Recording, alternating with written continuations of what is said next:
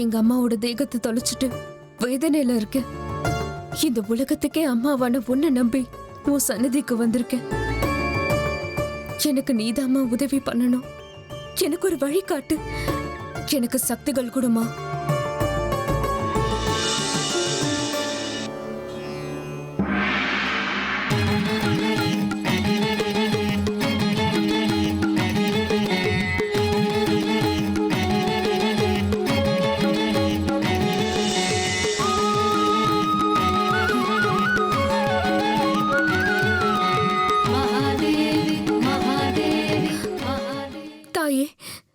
இப்ப நீதான் எனக்கு ஒரு வழியை காட்டணும். உன்னை மனசார வந்து தரிசனம் பண்ணா எத்தனையோ பேரோட கஷ்டங்கள் நிவர்த்தி ஆயிடும் கேள்விப்பட்டேன். என்னோட பிரச்சனைகளையும் நீதாமா தீர்த்து வைக்கணும். உன்னோட கருணையை விட்டா எனக்கு வேற எந்த வழியும் இல்ல. உன்னுடைய எல்லா பிரச்சனைகளுக்கும் உனக்கு ஒரு தீர்வு கிடைக்கும்.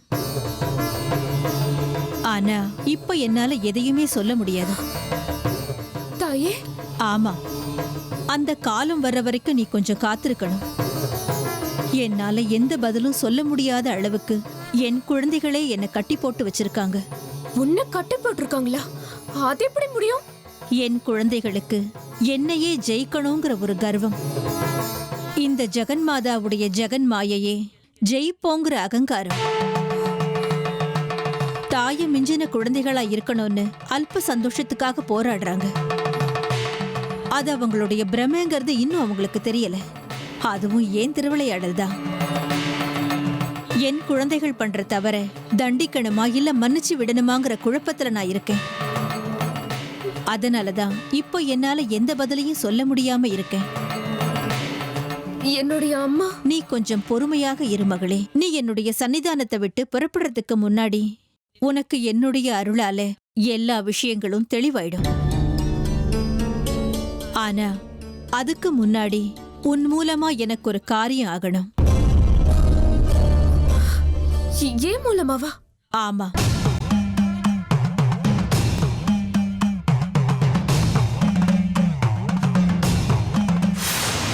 ஸ்ரீ சக்கரம் மேல வந்ததுக்கு அப்புறம் அதை கொண்டு போய் குளத்துல தானே மூழ்க வைப்பாங்க.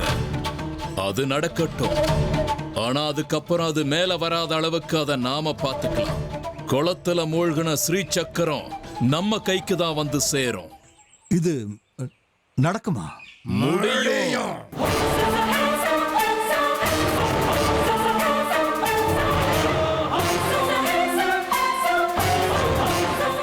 குளத்துல இருக்கிற தண்ணி, அத சுத்தியுள்ள காத்து எல்லாத்தையும் நம்ம கட்டுப்பாட்டுக்குள்ள கொண்டு வரணும்.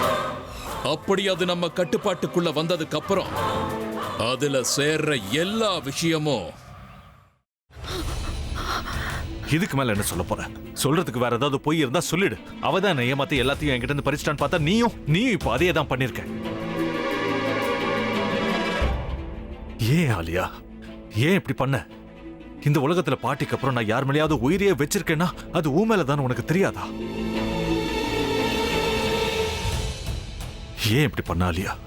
உனக்கு காசு பணம் அவ்வளவு முக்கியமா போயிடுச்சு. அதுக்காக நம்ம உறவை கூட மறந்துடுவியா?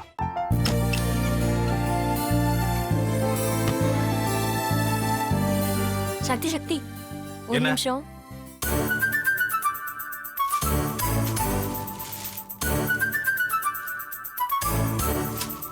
இந்தாங்க. என்ன இது? உங்களுக்கு பிடிச்ச பிராண்ட் செப்பல். இது என்ன நான் தலையில வச்சுட்டு தூங்கணுமா? சரி, அதை விடுங்க. இங்க பாத்தீங்களா, டைம் பீஸ். இதோட அலாரம்க்கு தான் நீங்க டெய்லி எந்திரிக்கணும். அதெல்லாம் என் மொபைல்ல இருக்கு. முத்து, முத்து, என்னடி இவன் முத்துன்னு ஒருத்திய உருவாக்கி விட்டா? செல்வியை மறப்பான்னு பார்த்தா எப்ப பார்த்தாலும் முத்து முத்துன்னு கூப்பிட்டு இருக்கான். முத்துவ கூப்பிட மட்டுமா செய்யறான்? முத்துவ வச்சு என்னென்னமோ செய்யறான். நாம தான் இளிச்சவாய் மாதிரி வேடிக்கை பார்த்துட்டு இருக்கோம். என்ன முறைச்சு என்ன பிரயோஜனமாயா? உனக்கு வேற குரல் போயிடுச்சு. அடுத்து அவ செல்விய கூப்பிட்டானா என்ன பண்ண போற?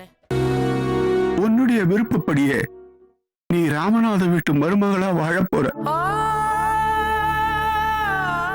கண்டிப்பா என்னுடைய ஸ்தானத்திலிருந்து அவன் உன்னை நல்லா பார்த்துக்குவான். அம்மா டேய், அவரை பத்தி தான் உனக்கு தெரியும்ல. அவர் எந்த முடிவு எடுத்தாலும் அதான் ஃபைனல். நம்ம அப்பா வேணுமா வேணாமாங்கிறத நீயே முடிவு பண்ணிக்கோ. வாடா.